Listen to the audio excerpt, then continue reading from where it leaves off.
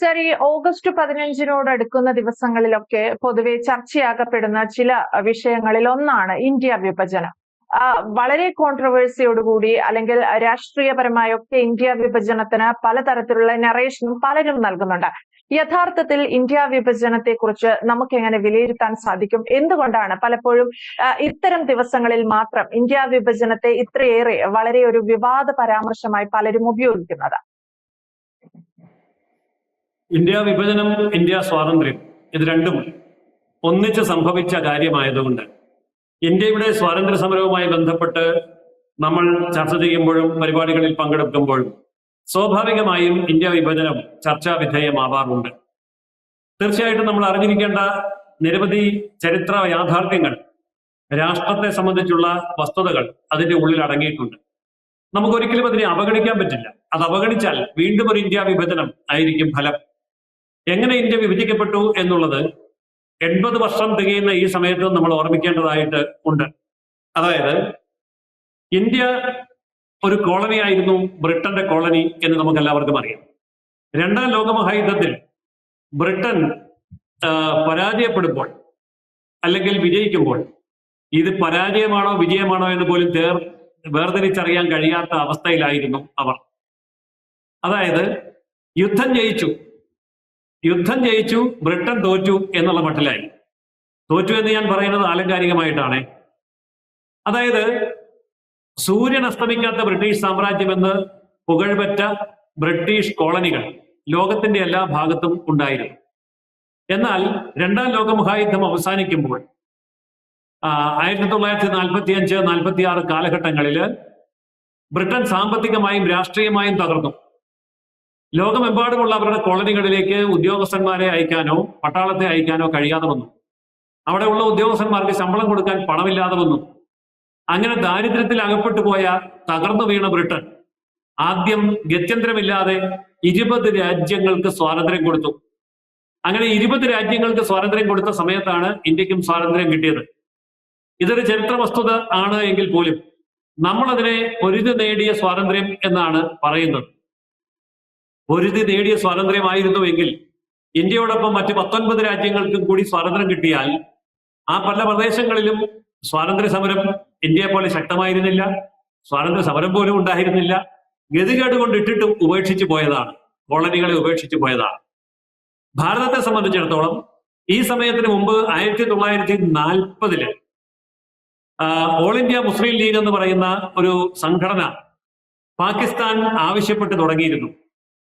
അതായത് പാകിസ്ഥാൻ റെസല്യൂഷൻ എന്ന രീതിയിൽ പാകിസ്ഥാൻ പ്രമേയം അവതരിപ്പിച്ചുകൊണ്ട് ഓൾ ഇന്ത്യ മുസ്ലിം ലീഗ് മുസ്ലിങ്ങൾക്ക് മാത്രമായിട്ട് ഒരു രാജ്യം ആവശ്യപ്പെട്ടു. 40 ആവശ്യപ്പെട്ട കാര്യം 47 കേവലം 7 വർഷം കൊണ്ട് അവർക്ക് നേടിയെടുക്കാനും സാധിച്ചു. ഇക്കാര്യത്തിൽ ബ്രിട്ടീഷുകാർക്ക് വലിയ പങ്കുണ്ട്. ഈ ബ്രിട്ടീഷുകാര് ഹിന്ദു ഇന്ത്യയും പാകിസ്ഥാൻ ഇന്ത്യയും അല്ലെങ്കിൽ മുസ്ലിം ഇന്ത്യയുമായിട്ട് കാണാൻ പ്രത്യേകം ശ്രദ്ധിക്കുകയും അതിനുള്ള ആൾക്കാരെ വളർത്തിക്കൊണ്ടുവരികയും ചെയ്തു. ഇതിനൊരു ചരിത്ര പശ്ചാത്തലം കൂടിയുണ്ട്. ഖിലാഫത്ത് പ്രസ്ഥാനം ഉടലെടുക്കുന്ന കാലഘട്ടങ്ങളിൽ, അതുപോലെ തന്നെ ലോകമഹായുദ്ധം പൊട്ടിപ്പുറപ്പെട്ട കാലഘട്ടങ്ങളിൽ, ഈ ലോകമഹായുദ്ധത്തിൽ ബ്രിട്ടനോടൊപ്പം നിൽക്കണം എന്നുള്ള ഒരു ആഗ്രഹവും ബ്രിട്ടൻ എതിരായിട്ട് നിന്ന് ബ്രിട്ടനെ ഇപ്പോൾ വീഴിക്കണം എന്ന മറ്റൊരു ആഗ്രഹവും ഇന്ത്യയിലെ പല വിഭാഗങ്ങളിലും വ്യത്യസ്തമായി ഉണ്ടായിരുന്നു. ഉദാഹരണത്തിന് നേതാജി സുഭാഷ് ചന്ദ്രബോസിന്റെ Indian National Army INA, Azad Hind Fauj, അവർ പറഞ്ഞത് ഇതാണ് സമയം, ബ്രിട്ടനെ അടിച്ചു വീഴിച്ച് സ്വാതന്ത്ര്യം നേടിക്കാൻ ഇപ്പോൾ നല്ല സമയമാണ്. അതുകൊണ്ട് നമ്മൾ ബ്രിട്ടന്റെ എതിർവശത്തുള്ള ജപ്പാനോടൊപ്പം ചേർന്നുകൊണ്ട് ബ്രിട്ടന് എതിരെ പൊരുതിയാൽ ബ്രിട്ടനെ കെട്ടുകെട്ടിക്കാൻ പറ്റും, ഇന്ത്യയെ സ്വതന്ത്രമാക്കാൻ പറ്റും.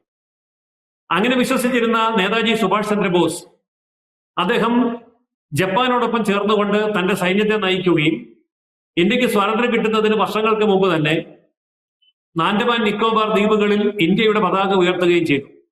അതിനുശേഷം അദ്ദേഹം ഇന്ത്യയുടെ വടക്ക് കിഴക്കൻ അതിർത്തികളിലൂടെ കടന്നു വന്ന് കൊഹിമയിലും പതാക ഉയർത്തി. അപ്പൊ ഇന്ത്യക്ക് സ്വാതന്ത്ര്യം കിട്ടുന്നതിന് നിരവധി വർഷങ്ങൾക്ക് മുമ്പ് നേതാജി സുഭാഷ് ചന്ദ്രബോസിന് ഇത് നേടിയെടുക്കാൻ സാധിച്ചു.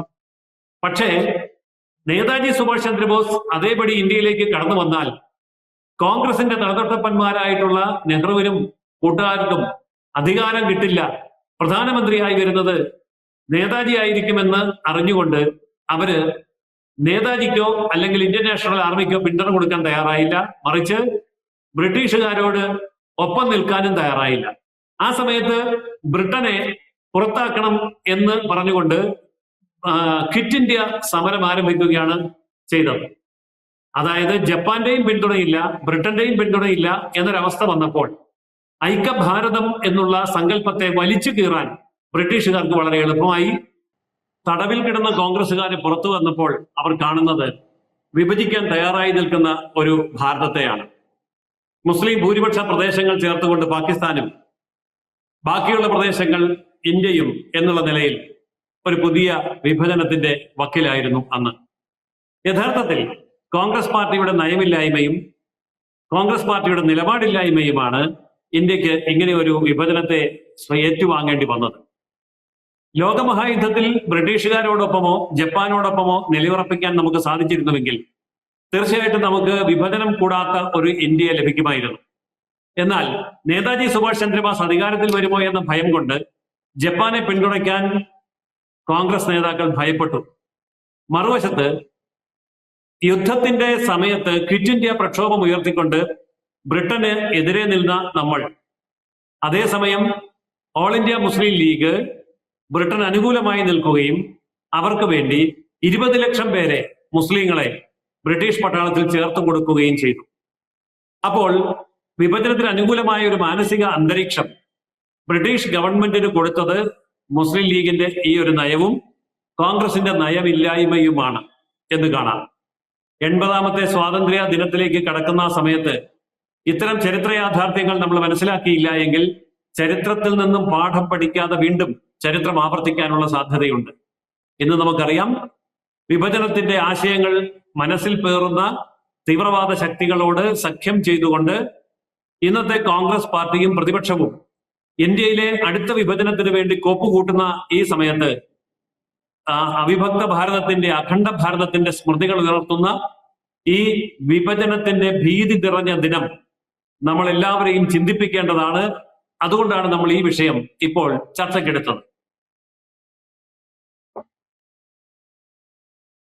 യെസ്, എന്തായാലും സാർ പറഞ്ഞതുപോലെ ഇന്ത്യ വിഭജനത്തെ കുറിച്ച് വ്യക്തമായ ധാരണ ആളുകളിലേക്ക് എത്തേണ്ടത് അത്യാവശ്യമാണ്. ആ രീതിയിലുള്ള ഒരു പ്രചാരണമാണോ നിലവിൽ നമ്മുടെ രാജ്യത്ത് നടക്കുന്നത് എന്ന് നമ്മൾ അന്വേഷിക്കേണ്ടതാണ്. അല്ലെങ്കിൽ അതിനൊരു ഉത്തരം നമ്മുടെ പക്കൽ ഉണ്ടാവേണ്ടത് കൂടിയാണ്. കാരണം പലപ്പോഴും സ്വാതന്ത്ര്യ ദിനം അടുക്കുന്ന സമയത്തോ അല്ലെങ്കിൽ റിപ്പബ്ലിക് ഡേ അടുക്കുന്ന സമയത്തോ ഒക്കെ മാത്രം ഉയർന്നു വരുന്ന ഒരു തരം ദേശീയതയുണ്ട്. ആ ദേശീയതയ്ക്ക് പിന്നിലും മറ്റൊരു ഹിഡൻ അജണ്ട തന്നെയാണ്. അല്ലാത്ത പക്ഷം ഇന്ത്യൻ വിഭജനത്തെ കുറിച്ചുള്ള ഇത്തരത്തിലുള്ള വിവാദ പരാമർശത്തിന് അല്ലെങ്കിൽ ഇത്തരത്തിലുള്ള വാദങ്ങൾക്കൊന്നും ആരും ഒരു ഫേസ് വാല്യൂ കൊടുക്കില്ല എന്ന് കൂടി നമ്മൾ കരുതണം. വ്യക്തമാണ്. Thank you sir. കൂടുതൽ വാർത്തകളും വിശേഷങ്ങളും നിങ്ങളിലേക്ക് എത്താൻ ABC മലയാളം സബ്സ്ക്രൈബ് ചെയ്യുക, ബെൽ ബട്ടണും അമർത്തുക.